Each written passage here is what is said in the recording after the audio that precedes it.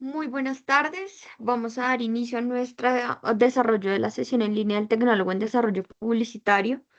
Hoy desarrollaremos la tercera sesión en línea del área transversal de comunicación de la fase planeación, actividad de proyecto 2, estructurar plan de comunicación publicitaria de acuerdo con necesidades de la organización. Recordemos que el día de hoy vamos a continuar trabajando la competencia desarrollar procesos de comunicación oral y escrita en forma eficaz y efectiva teniendo en cuenta situaciones de orden social, personal y productivo.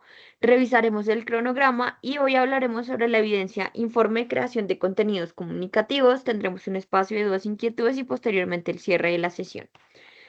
La fase planeación inició el 9 de abril del 2025 y termina el 12 de noviembre del 2025 con una duración de 1.200 horas. Y para esta competencia estaremos trabajando el material de formación relacionando y escribiendo. Este es nuestro cronograma. Ya a hoy deben haber entregado y aprobado el video de la comunicación como expresión humana y deben estar trabajando en el informe de creación de contenidos comunicativos, el cual vence el 9 de octubre. Recuerden que no pueden entregar el informe sin haber entregado y aprobado el video. Entrando ya en la teoría, vamos a hablar hoy sobre la semiótica y la semiología. Estas se encargan de estudiar los signos. La diferencia es que la primera estudia el signo en general y la segunda lo estudia en un ámbito social. Aquí es importante que tengamos claro todo el tema de la semiótica. ¿Listo? Pero recordando un poco todo lo que hemos visto, debemos hablar de los signos ortográficos. ¿Listo? Es fundamental que recordemos la importancia y la aplicabilidad de los signos ortográficos, que son todas esas marcas gráficas que no siendo números ni letras, van a aparecer en los textos escritos con el fin de contribuir a una correcta lectura y a una correcta interpretación. Cada uno de ellos va a tener una función propia y unos usos establecidos, digamos que ya por convención.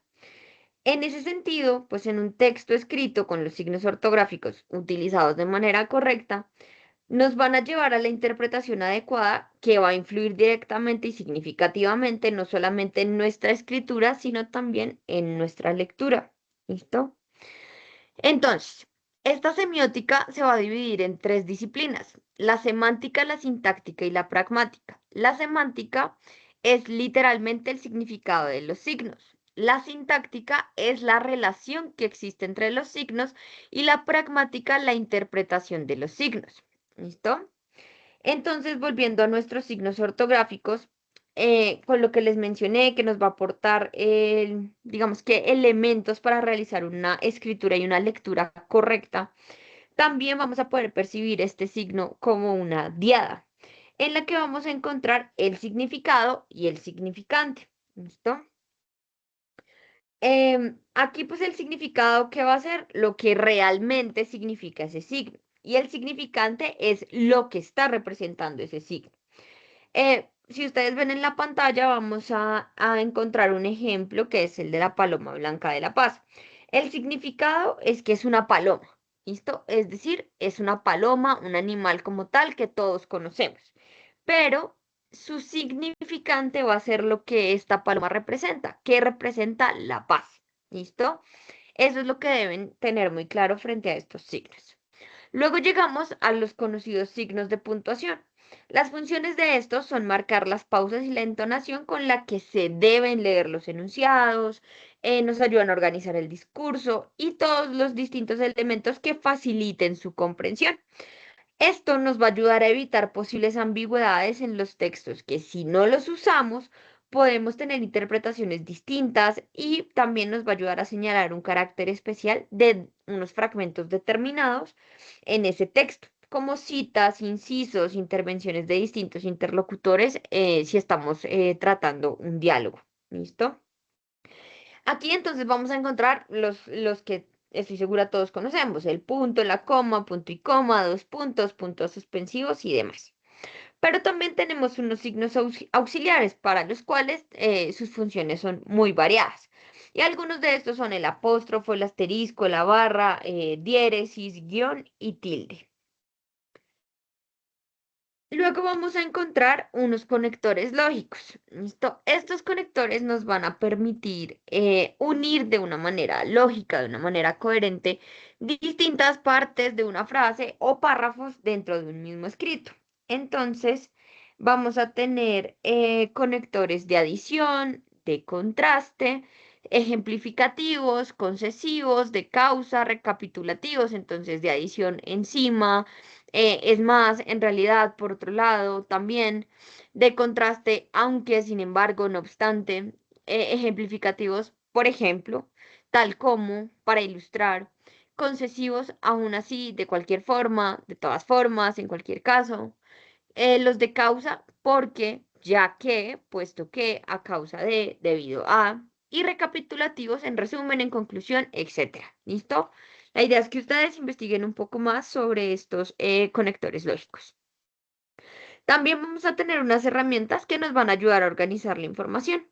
Esta diversidad de herramientas para la organización de información es bastante amplia. Y aquí se estima necesario diferenciar las metodologías que posibiliten estructurar la información para su comprensión, análisis y socialización. Así que vamos a utilizarlas de acuerdo a la necesidad que tengamos. Entonces vamos a encontrar los diagramas, los mapas cognitivos, los gráficos, los esquemas, los flujogramas. ¿Listo?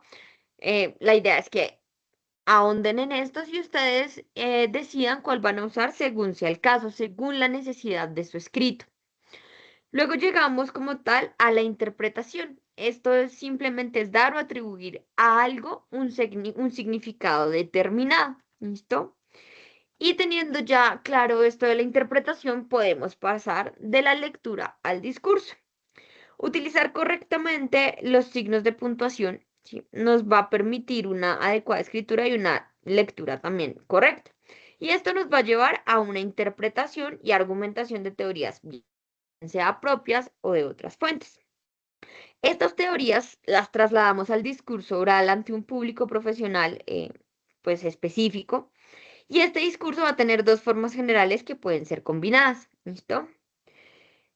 Que es importante que tengamos en cuenta que el discurso es una exposición oral sobre un tema determinado que se pronuncia ante un público. Lo podemos realizar con o sin ayudas visuales o también se puede realizar como un discurso leído. ¿Listo?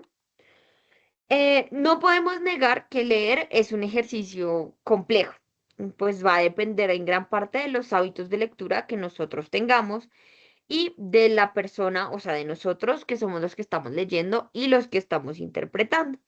Sabemos que nosotros leemos de acuerdo al interés particular, bien sea por necesidad o por obligación. La necesidad nace del interés, del hábito, de la curiosidad, es decir, de esos temas que a mí me gustan, que me apasionan, que me atraen. Mientras que la obligación nace del me toca leer, de ese deber, de ese rol de la función laboral o académica, y ahí es donde la lectura no se vuelve agradable. Lo más importante es que en el discurso nosotros siempre procuremos hacerlo de una manera agradable y encontremos un sentido de acuerdo al propósito profesional que tengamos para este discurso. De no ser así, va a ser, como les decía, un discurso como por cumplir con unos temas no interiorizados por la persona que está hablando o que está liderando esta exposición, temas que no logra articular con su actuar profesional y por tanto va a estar completamente desconectado del auditorio.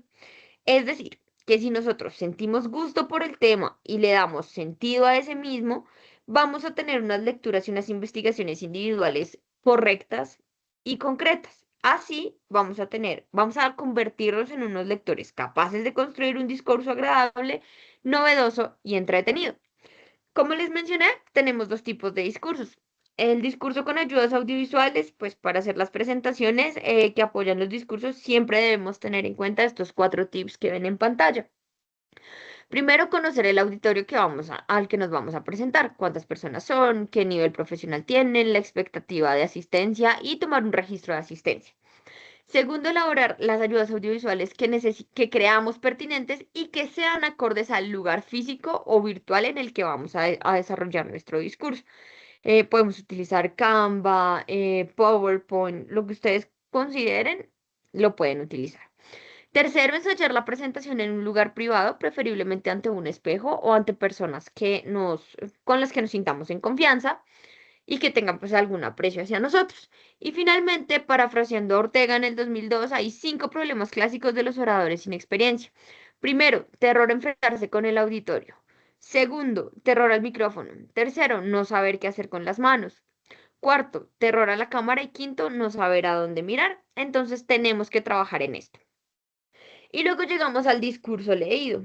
Este denota la seguridad de quien expone basándose en el tono de la voz y en la vocalización de la persona. También desde su conexión con el público, ya que pues es necesario levantar cada tanto la mirada mientras leemos para no perder del todo a nuestro público. También existen unos elementos para que el discurso leído sea exitoso, ¿listo? Que es construir un escrito argumentado, agradable, claro y con el objeto de aportar a un público, mirarse y sentirse como el profesional del momento, tener una buena presentación personal que sea acorde a la formalidad de la presentación, ¿sí? Es decir, si tengo que estar elegante, no voy a ir en sudadera, si es un poco más tranquila, no me voy a ir, por ejemplo, en frac, ¿sí? Siempre tener un saludo amable mirando a la cámara o al público y agradecer la presencia de los participantes, presentarse con su perfil profesional, hacer una introducción antes de la lectura y siempre leer con seguridad, pero de manera pausada y tranquila. Em, en la pantalla también ustedes ven en esta imagen que pues nos da bastantes tips para el discurso leído.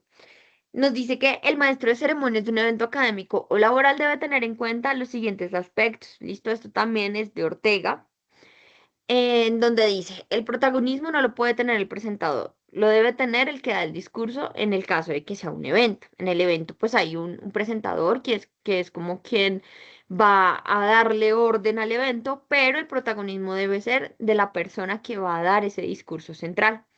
La presentación de la persona o grupo que discursará no debe pasar más de 5 minutos, es decir, la presentación con su perfil profesional y demás. Tener preparada y ensayada la presentación en un espacio físico después de saludar y presentarse, invitar al público a utilizar las sillas de adelante. Comenzar presentando a la entidad o empresa que representa el evento, señalar la importancia del tema que los convoca, hacer la presentación del especialista o grupo que discursará su trayectoria y después de mencionar el nombre de la persona o grupo, pedir al público que lo reciba con un fuerte aplauso. Luego llegamos a las preposiciones y sus usos. Nosotros debemos aprender a utilizar de manera apropiada las preposiciones y saber cuáles son para saber en qué momento utilizarlas. Según la RAE, una preposición es una clase de palabra invariable en la que sus elementos se caracterizan por introducir un término, generalmente nominal u oracional, con el que van a formar un grupo sintáctico. En términos más sencillos, son palabras que van a conectar o van a relacionar dos o más palabras entre sí para completar una idea, ¿sí? Entonces, en la pantalla ustedes pueden ver que hay preposiciones de lugar, de distancia, de tiempo, de finalidad. Entonces, viaja a Medellín los jueves. Ese a le va a dar sentido a la frase, ¿sí? No viaja a Medellín los jueves, ¿sí? En Bogotá hace mucho frío. Nos encontramos por ahí. ¿Sí ven? Le dan sentido a la frase y finalmente completan la idea. Por eso hay que saber qué preposiciones usar y en qué momentos. ¿Listo? Finalmente llegamos al registro de información y a las técnicas que vamos a conocer para esto. Registrar información es un proceso que va a derivar de la comunicación de nosotros como seres humanos con nuestro entorno y con nuestras inquietudes, expectativas e incertidumbres frente a lo que es desconocido y a lo que nos despierta ese interés por conocer. Esto va a ser en todos los contextos de la vida, ¿listo? Esto no solamente va dirigido al ambiente académico, que es el que nos reúne acá hoy, sino que en todos los ambientes de su vida ustedes van a poder registrar la información de esa manera. Van a existir dos formas de acceder a esa información.